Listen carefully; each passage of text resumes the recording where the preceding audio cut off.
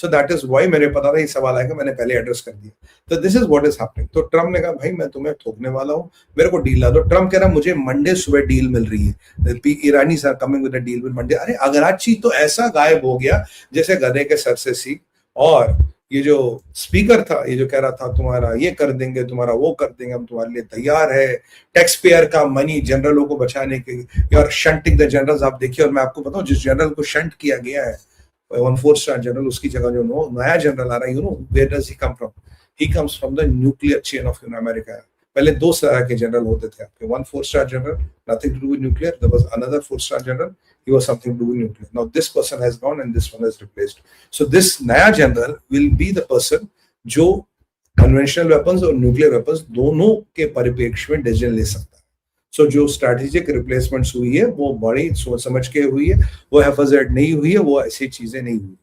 तो ट्रंप ने extreme pressure पे आ गया, he is putting a lot of pressure on them, he is plotting all the decoys. Americans की all time high तैयारी हो रही है। ट्रंप ने कहा था कि अगर इन्होंने नहीं माना तो ये युद्ध जो है ये दिनों में खत्म होगा, हफ्तों में नहीं। अब समझे क्या कहने का मतलब?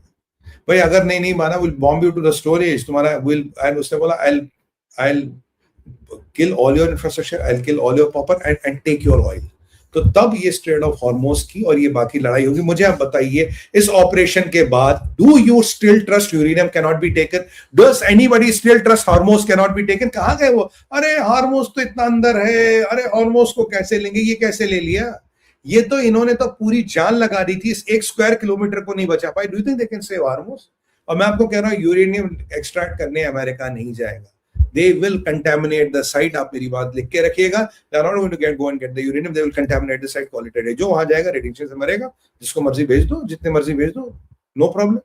So this is what is going to happen with the uranium. They will not take it. They will contaminate the site. इसराइलियों ने भी पीछे थोड़ी ऑपरेशन हॉल्ट कर रखे थे। And did you get the bumper news? मैंने आपको बताई? नहीं बताई। बम्पर न्यूज ये है सर कि कल रात के ऑपरेशन में, जो अभी रात गई, 40 से 50 IRGC के टॉप रैंकिंग ऑफिशियल्स और कमांडर DTH बुक्ड। DTH पे उनकी टिकट इजराइल और अमेरिका ने मिलकर कर ली। कल की जो रात थी that was very much focused on commanders. और सुबह क्या देखा मैंने? जितने ईरान के पेट्रोकेमिकल के कॉम्प्लेक्सेस है, जितने भी पेट्रोकेमिकल कॉम्प्लेक्स है, all got hit by Israel, all got hit by Israel. और इजराइल कह रहा कि हमें जरा गो हेड दो, जहां भी इनके तेल वेल के डिपो सब फोक देंगे। ट्रम्प कह रहा भाई 2 दिन रुको, फिर साथ जलेंगे, फिर साथ जाके इजराइल इज इचिंग, सर अभी अप्रूवल दो, क्लियर। ऑल इनका पेट्रोकेमिकल कॉम्प्लेक्स उड़ा दिया। इनको इजराइल कट्स ने कहा था औकात में रहो। इजराइल कट्स से पूछा गया आपने इनके पेट्रोकेमिकल कॉम्प्लेक्सेस क्यों उड़ाए? कह रहा भैया $18 बिलियन दिया था इन पेट्रोकेमिकल वालों ने IRGC को, और उससे IRGC ने हमारे लोगों को मारा। So we have done what we have done. By the way Israel में एक मिसाइल हिट हुआ है हाइफा में, एक 7 storey building has been hit, 4 लोग जख्मी हुए, कोई कैजुअलिटी नहीं है। हाइफा रिफाइनरी में नहीं, हाइफा रेजिडेंशियल में एक ईरान का मिसाइल हिट हुआ है 7 स्टोरी बिल्डिंग में, और क्लस्टर म्यूनिशन वाले प्रॉब्लम आ रही है। 2-4 बार इन्होंने मिसाइलें चलाई। बाय द वे अभी तो मुझे और भी गोल्फ हिट पे भी बात करनी है। तो ये वाला जो आपको एस्पेक्ट में बता रहा हूँ, दिस इज वेरी इंपॉर्टेंट। यहाँ चीजें एस्केलेट होती है। कहते हैं भाई हमने पेट्रोकेमिकल्स को फूक दिया। इन पेट्रोकेमिकल्स का loss is into hundreds of billions of dollars। जो इकोनॉमी बर्बाद हो चुकी, जिसके पास 2 हफ्ते का पैसा नहीं, hundreds of billions of dollars का लॉस, और सालों लगेंगे इनको इसको रिपेयर करने में। And it is just the beginning. Trump ने कल बोला था ना, वी हैव जस्ट बिगन, जब वो पुल उतारा था, and they thought they have pulled a very quick one. But अच्छा, एयर डोमिनेंस पे भी कोई क्वेश्चन नहीं रहा। If they could hold the territory for so long, air dominance is not debatable even at any height. So it air superiority, air dominance given to America and Israel, no nothing talking. तो ये वाला aspect था। तो they hold the air, they control the things. यहाँ they are putting the extreme pressure, cracks within the regime are there। Mustafa Khamenei के बारे में कोई नहीं बोला, he is dead, forgotten or living dead, I don't care what he is। जैसे Trump ने कहा ना, he is a bit of life left in him। This regime is cracking, this regime is breaking up। और यहाँ देखिए अब क्या हो रहा है। अब ये ट्रम्प ने एक्सट्रीम प्रेशर का खेल खेल दिया। अब रिजीम के कुछ लोग आएंगे, और जो नाम जिसका आ रहा है वो आ रहा है ayatollah Larijani. he can be the one जो नया खिलाड़ी बनना चाहता है। हर एक को ऊपर जाना यार, हर एक को सत्ता में बैठना। इसके साथ फिर क्या हुआ, with this extreme pressure going on, तो इजराइलियों ने कहा we'll hit you and we'll keep on hitting you। मैंने आपको बोला था इजराइल will take, कल का रात का लाइव याद कीजिए, जो भी आप में से थे, कल तो काफी ज्यादा लोग थे आज से। मैंने कहा था Israel will take important people और they'll cut the economic muscle of the regime. मैंने कहा था, नहीं कहा था, आपको याद होगा 100% कल के लाइव में आपको यही कहा था। इजरायलियों ने बिल्कुल वही किया, सारे पेट्रोकेमिकल कॉम्प्लेक्स को दिया और कम से कम 20-30 लोग इनके मारे, 20 से कम अमेरिकनों मारेंगे और ये रास्ता आज चलता रहेगा। ये एलिमिनेशन कल सुबह भी होगा और ये important economic non military installations, they are non military in nature but highly economy को चलाने के परिप्रेक्ष्य से बड़े इंपॉर्टेंट है, उन सबको हिट किया जाएगा और किया जा रहा है। ये मैंने आपको कल प्रेडिक्ट किया था। और जरा बहुत टॉपिक आगे भी कवर करने, we don't have a lot of time. What is CIA Kurds? Trump ने आज एक और बम फोड़ दिया, कह रहा हमने कुर्दों को हथियार दिए थे ईरान के प्रोटेस्टर्स को देने के लिए। याद कीजिए मैंने भारत विचार पे कहा था, मैंने कहा 1 मिलियन या कुछ million guns have reached Iran. मैंने कहा था मोसाद ने पहुंचाई होगी, कुर्दों के थ्रू पहुंचाई हुई, Kurds are ready to join the fight. मैंने कहा था मिडिल ईस्ट का पॉलिटिकल मैप बदलेगा, ग्रेटर इजराइल की परिकल्पना होगी, greater Israel is a reality now.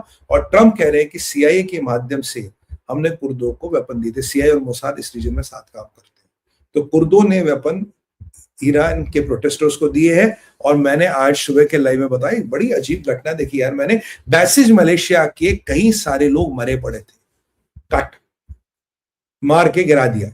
किसने ही मरा? अच्छा कोई F-15 या F-16 या F-35 नहीं है। अरे बाय द वे यार ये कहना भूल गए, F-35 को जो गिरा रहे थे उनकी दुकानें बंद हो गई है। बड़ा कह रहे थे F-35 गिर गया, F-35 गिर गया, अमेरिकन इनविजिबिलिटी। तो जरा इन बेचारों की दुकानें, sorry, better luck next time. हाँ, अगली बार नया एआई का video banana, make a good AI video, good AI video, don't make a lousy video man, okay. तो अब ये जो है, अब ये वाला जो है, अब वो ये टॉक है, तो इनको कुर्दों को वेपन दी। मैंने आपको कहा था the weapons have gone into Iran, will be used right में। अब जो बैसिज मलेशिया के लोगों को कोई ईरान के अंदर मारा, क्या वो वेपन्स यूज हो रहे हैं? क्या उन वेपन्स से वो हो रहा जो हमें नहीं पता? नेवर फॉरगेट, अभी 99.9% ईरान में इंटरनेट नहीं है सर।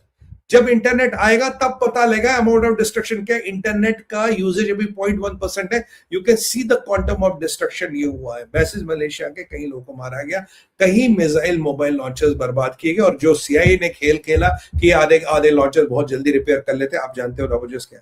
मैंने लॉन्चर्स के डिस्ट्रक्शन की वीडियो देखी, सिंपल लॉजिक है, लॉन्चर के ऊपर रॉकेट लगा, हैव डिस्ट्रॉयड द लॉन्चर। उस रॉकेट का जो इंपैक्ट होगा, जब वो फटेगा लॉन्चर में कुछ नहीं बचेगा, रिपेयर क्या करोगे? बट एनीवे सीआईए ने कहा रिपेयर हो रहे तो हो रहे भाई, हम तो मानेंगे ना, हम तो मानेंगे सीआईए रिपेयर कर रहा। तो अब ये वेपन्स कुर्दों के पास है, बलोच वहां से एक्टिवेटेड है, पश्मर्गा को एक्टिवेट किया होगा। और याद करिए इजराइल के अभी भी 4 लाख रिजर्विस्ट हैं जो बैठे, 3 लाख रिजर्विस्ट तभी बैठेंगे, what are the next orders. तो और जब इस ऑपरेशन के लिए America hundreds of special forces और डेल्टा को ले सकता है और काम करा सकता है, मरीन्स भेजे, पैराट्रूपर्स भेजे, जो भी भेजे, मैंने आपको बोला था they are fully capable of doing this work, going into the Iran, doing a work and going. और वो कहां गए वो लोगों? ग्राउंड इन्वेजन नहीं हो सकता। मैंने आपको बोला it is not the ground invasion भाई। ईरान पे लंबाई पे चढ़ाई नहीं करनी, will go for a specific purpose, you will do the mission, 1 दिन 2 दिन 10 घंटे 18 घंटे 3 दिन, you will do the mission, complete the mission and come back. Is there now you still require कि proof ground invasion नहीं हो सकता और ground invasion? I don't know where do these so-called experts come from. I don't know what kind of a mental baggage do they carry. Why they suffer from a myopia? I have no idea. And उन्हें अगर लगता है कि the American generals are stupid, they don't know anything. Well, 250 साल में से हमारे अंशुमन जी ने एक बड़ी अच्छी बात बोली थी, 250 साल में से 215 साल ये कंट्री लड़ाई पे रही है। So लड़ाई is nothing new to them. और कोई अमेरिकन प्रेसिडेंट की नौकरी नहीं जाती, किसी की दुकान बंद नहीं होती। Let that be very clear too. In fact जो लड़ाई में प्रेसिडेंट होता है वो कभी नहीं हारता। तो यहाँ सीआईए और कुर्दिस्तान को और ये एंगल आ गया है। और डेविड बार ने जो मोसाद कहते उन्होंने बड़ी अच्छी बात कही थी, let military do what we have to do. Regime change करना हमारा काम है, मिलिट्री का काम नहीं है।